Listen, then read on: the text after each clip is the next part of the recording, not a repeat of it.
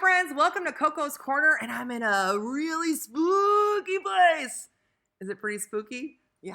We're at Auoura Arts Theater. Hey friends, we're on the set of Rocky Horror Show, and I have the director, Laurie Guarjaurdo. Good morning. Good morning. Maybe I shouldn't have said good morning, but listen, it's morning and it's a great day, and for somebody who's been working their tail off weekend after weekend until the wee hours directing an incredible sold-out show. Yes. You're really full of energy this morning. I got to give it to you. Yes, I am. I'm excited. I'm very excited to be here. Maybe it's the Starbucks that our friend got us. It could be. You know, this only time I drink Starbucks is if somebody brings it to me. Oh my gosh, not me. But I appreciate it. But I cheers. get it all. Cheers to you, sweetheart. He brought me pumpkin spice latte. Here's another thing. I don't like pumpkin spice. Oh my god. Who am I? Who are you? I know. I don't know if I can do this anymore. Right. I wear the leggings, and I'm totally basic except for the pumpkin spice latte. I don't know. There's something happened about that. So I love it. Anyways, enough about that. Let's talk about things that are bloody and gory and all things that are fun. Oh, fantastic. The Rocky Horror Picture Show. Yes. So I've heard so many amazing, incredible things before the show even started. Like, you've got to meet Laurie. You've got to meet Laurie. She's this incredible person. She loves theater. Let's talk about who Laurie is and how she became a director. And also in the parking lot, you're telling me you're getting your master's in theater. All right, so share it. So yeah, I've been in theater my whole life. I lied about my age when I was 14 so I could be in a production, college production of Fiddler on the Roof. And it was all over from there. I graduated high school, always did theater in high school, studied theater at Baylor, studied theater at Tamook in Kingsville, under the direction of Corey Ranson, who's kind of my mentor. And he's really the one who pushed me to go into directing from acting. And I wasn't sure how I was going to be at it. And it's like, I started it and I never looked back. And everybody always asks me, do you prefer acting or do you prefer directing? I always say that directing is my mistress, but acting is my wife. And I have a really good time with my mistress, but I always go home to my wife. That's interesting, because I was going to ask you, what's the difference between, I like that. Yeah. That explains it really good. Yes. So you can kind of pour yourself into both different roles, or more of the other, or the one that you feel most about. And what about Rocky Horror? Have you played a part in Rocky Horror, or have you just directed? I've played it before when I was at Baylor. We did like this review thing, and I was Magenta when I was at Baylor up in Waco. And that's the only role I've ever played was Magenta when I did it before. But I fell in love with it. I watched it for the first time when I was 13. I stayed up way past my bedtime. Didn't everybody watch it around that time, past their bedtime, super late? It was like a sleepover or your friend, and you were also like, what are we watching? Absolutely. What is this? And it kind of changed my life. It was just so uninhibited. It broke all the rules as far as gender rules and everything that I grew up with, you know, what you're supposed to be. And it just kind of blew it out of the water for me. And I found it fascinating and I fell in love with it. And it made me believe that, wow, there really isn't any boundaries, you know, and that boundaries are meant to be pushed. And it changed my outlook on everything, myself and my creativity completely. Well, and was that your approach to directing, your idea? Like, since you've seen the show, you acted in the show, you had a part in the show, you've seen it many times, you're like, now I'm going to take my take and I'm going to make it Rocky, but I'm going to put a little Laurie spin on it. Absolutely. How has that been for you? It's been incredible. I never want to do everything that I take on, I try to be creative with. I try to make different and put a spin on it. And this one, probably more than any other show, I really wanted to reinvent the wheel here. Because I wanted to take what it was originally supposed to be, which it was supposed to be something that was visceral. It was supposed to be something that was uncomfortable and that made people react. It made people think and wake up in a lot of ways. I wanted to take that, what the movie had originally done, and then, of course, the musical later on when it got adapted, what it had done, and I wanted to do it again for today's age. And you go back and you see the movie now, and some people find it cheesy or hokey. A lot of the youth can't identify with it the way that I did when I was a youth, and so I wanted to bring that spirit of it to today's audience. Why do you think that they don't, like, click with it? When I watch it, you know what it reminds me of? Like an old, nobody's probably going to get this reference, like an old Revenge of the Nerds movie where it's like that weird slapstick comedy, but then there's like some drama in it too. I remember they had like these scratch and sniff cards where you could like go to 7-Eleven back in the day and they watch like a movie and you can scratch it and watch the movie. And it was so cool. But you're right. I guess kids these days are like, what was the big like cult classic that everybody just loved? Like, why did everybody fall in love with it? I think everybody fell in love with it because it was shocking and it pushed a lot of boundaries, the sexual identification boundaries that were shocking back then, but they're not shocking. That isn't as shocking anymore today, but other things are. We are still continuing in our identity and our sexualities. We are progressing, and today's youth, they're pushing it even more. So I feel like I wanted to bring the show up to date and to push it even more. So what was shocking then, I asked myself, okay, it was about sexuality, it was about fetishes, all this other stuff. I was like, okay, so what is it today? And so I asked myself that question when I first got the show, and I was like, that's what I wanted to focus on. I wanted to bring that intent back, and I wanted to make it shocking again for today. And I feel like you nailed it because if you've seen the show, you've walked away with that because just social media itself, that's what everybody's just talking about. It's a different field. Like, this is a different energy for the show. Like, yes, you've seen Rocky, but the way it's done this time, it's just extra. Kind of what we were talking about earlier. Like, Laurie's extra. Like, you should just put something extra on it. You know, I stepped up on stage and I was like, wow. This set is totally different. I've seen Rocky several times. This set looks different, looks industrial, looks darker, looks different. I really like it. I was like, is this different? Like, is it the same? I like the swings and I don't know. It's just different.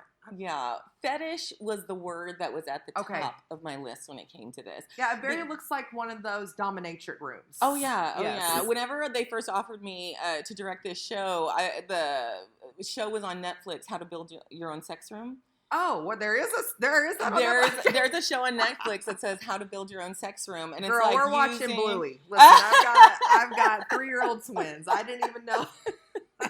And it's about taking a small space, and like I love the idea of it because it's just like, oh, okay, well, if you have this little room in your house, this is what you can do, like to kind of spice it up a little bit and make your own little private sex room. And I was like, that's perfect for what I'm doing because you know, here at Auoura we're dealing with limited space, you know, and so I was just like, okay, how can I like elevate this and how can I bring it up? And that's where the swings came in. It really did come with like, okay, how can I utilize my space to kind of up the ante on the fetish? I agree. It was a different feeling when I walked in. I was like, I'm not going to say anything else because I got super excited. I was like, So props. You nailed it. Thank you. The Auoura crew nailed it. Your design nailed it. You did such a great job. So I guess that's always so exciting that when you see your vision come to life, you're like, gosh, is every show different, better, the same? This is your last night for Rocky. What does it feel like? Because your show has been sold out, sis, from the minute the tickets even went on sale for the first time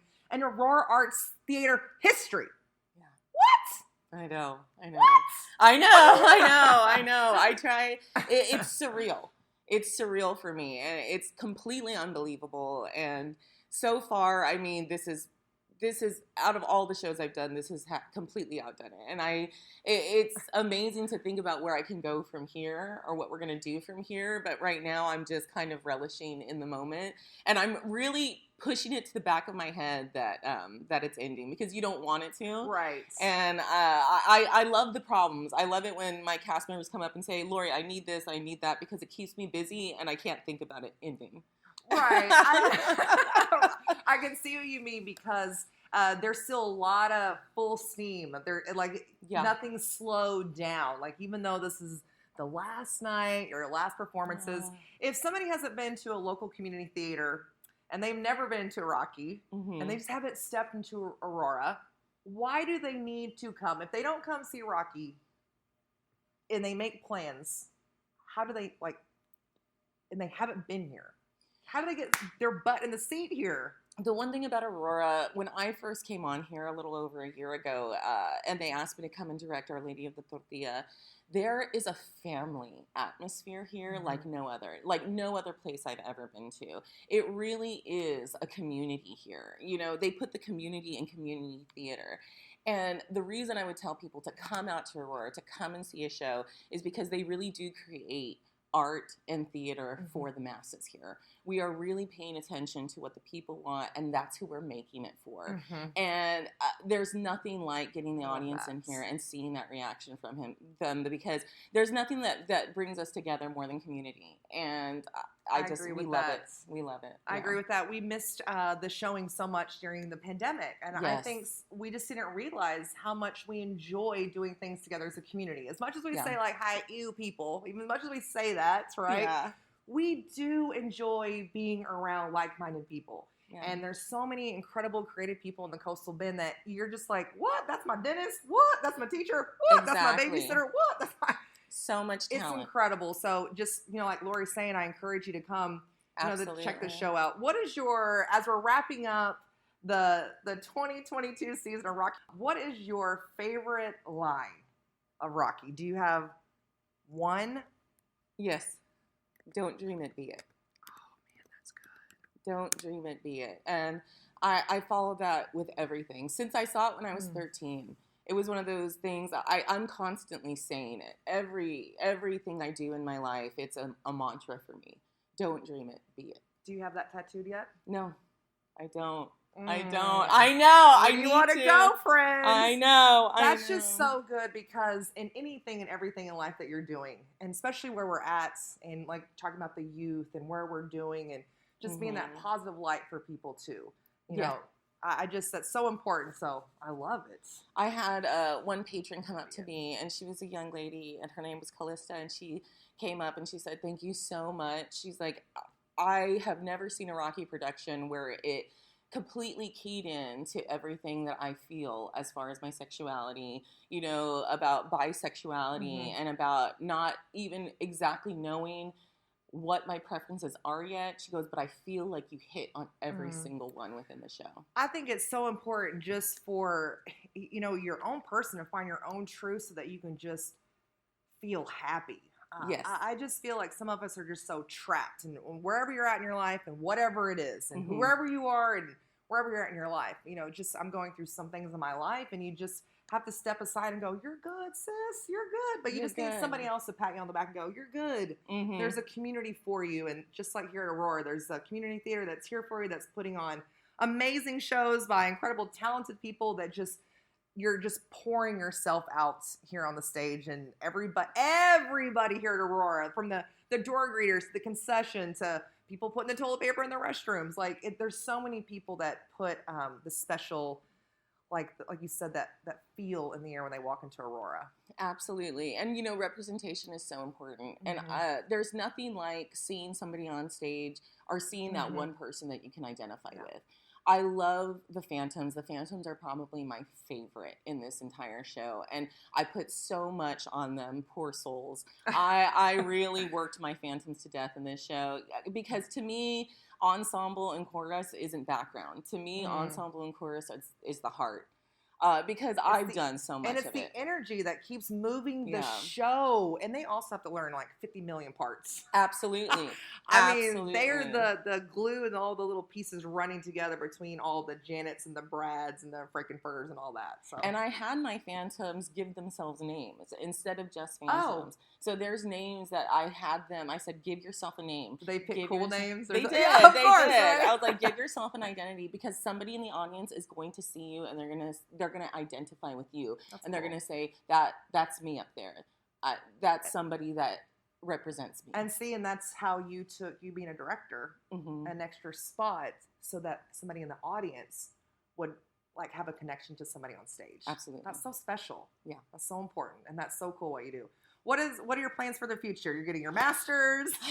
You're also awesome. You're a teacher. I'm a theater teacher and bishop. Yes. I'm diving straight into one act after this. One act competition. Oh, great. What are y'all doing? Can you share? Yes. Okay. I'm doing a Monster Calls. Okay. Yes, which is an adapted play from the novel by Patrick Ness, and we are competing on November the 18th in Gregory, Portland, and that's what I'm diving into next. And then after that, who knows? It's so funny because I never have long-term plans, but as soon as I'm done with the project, it's You amazing. have something ready. Yeah, it's amazing how something just kind of pops up. Good. And I always told everybody, I said, my goal in life was, they always say that if you're doing what you love, you never work a day in your life. That's so true. And to finally get to that moment where all of my jobs have to do with theater. Everything that I do is theater. And I'm just like, oh my God. It's exhausting in the best way. It is, right? Yes. It's exhausting in the best way. Well, friends, I want everybody to be exhausted when they come to the Rock Your Picture Show, if you're able to make it. And if you don't know anything about Auoura, what are you doing? Make sure you like their Facebook page, follow them on all social medias. Laurie, thank you so much for spending time with us on CoCo's Corner. Of course. I can't wait to see what you're going to be doing next, and invite us to your graduation and give us a shout out, okay, when you make it big, when you're do you want to do like New York, Broadway? Like, are Sky's those the limit. Shows? And who knows? So exciting. Who knows? Okay, well, break a leg, sis. Thank you, CoCo. Thank you.